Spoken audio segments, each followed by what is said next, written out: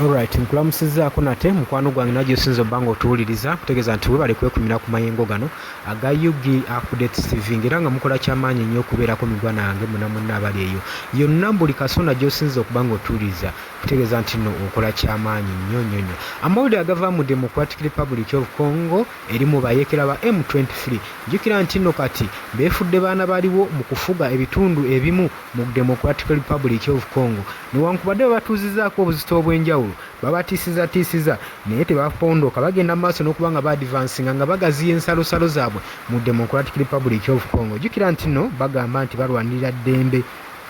banwalirira bwenkanya nakubanga gavumenti ya Kisekedi tebatwala nga bannansi b'eggwanga eryo kati bagamba nti bizimu ku nsonga ezibakwasa emmundu okusobola okulaba nga balwana olutalo mu Democratic Republic of Congo tebalwana lwa musaala balwana lwakuba nti nno tebafiirwako nga bo bannaggwanga tebatwalibwa nga bannansi b'eggwanga erya Democratic Republic of Congo era y'ensonga lwaki bagenda mu nsiko ne basobola okuba nga bakwata emmundu basobole okulaba nga bamwambulako gavumenti ya Kisekedi eya Democratic Republic of Congo wabula jo baavayo ne bagamba nga bamaze okuwamba akatundu ke bayita Walukale Center ne bagamba nti tugenda kuba nga withdrawing troops zaffe tusobole okuba nga tudde emabega olw'ensonga nti ffe tetuli mu kwagala kutondawo ntalo mu Democratic Republic of Congo wabula ffe twagala mirembe era twagala okurespectinga dialogues eza peaceful talks era ne balabibwako nga bagenda maaso n'okuwithdrawinga okuva mu katawuni ke baali bawambye akayitibwa Walukale gwe mukwano gwange ali eyampuliza naye ate oluvannyuma bazzeemu ne bakawamba nga bagamba nti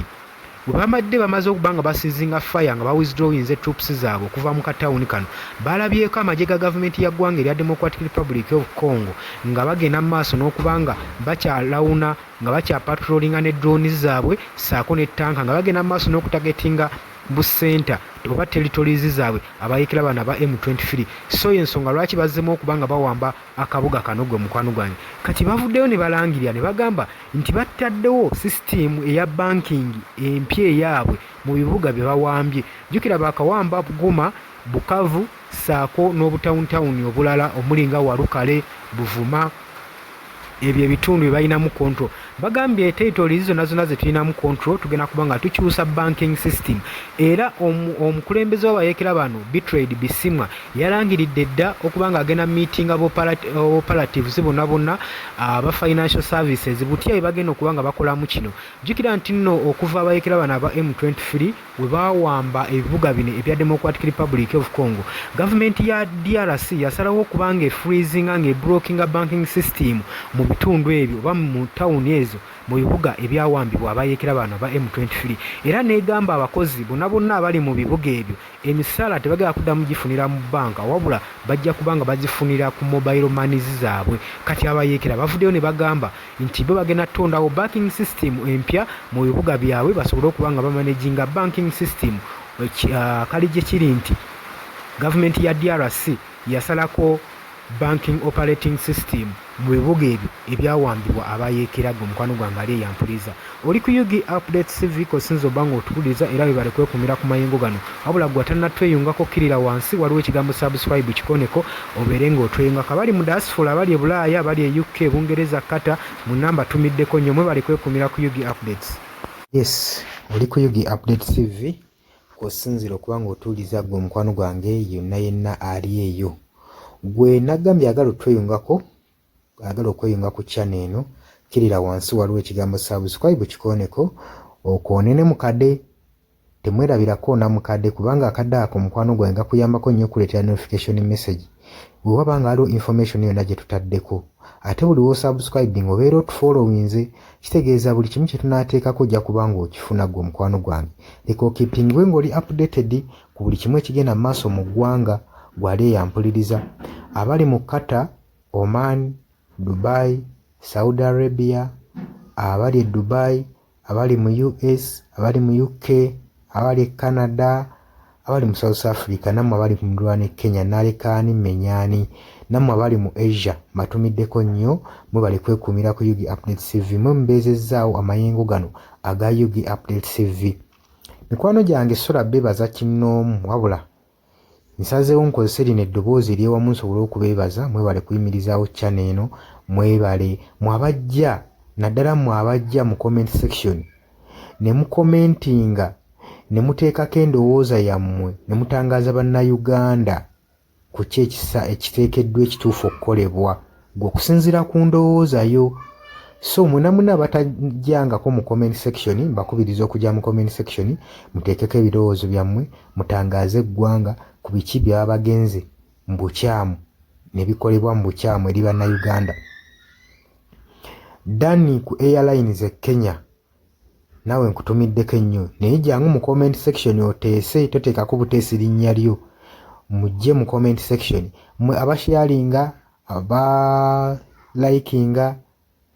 nammwe abasubscribinga mwe muyimirizaawo amayengo ga channel. Enamba y'essimu gye mbateeredde awo eya nooti 726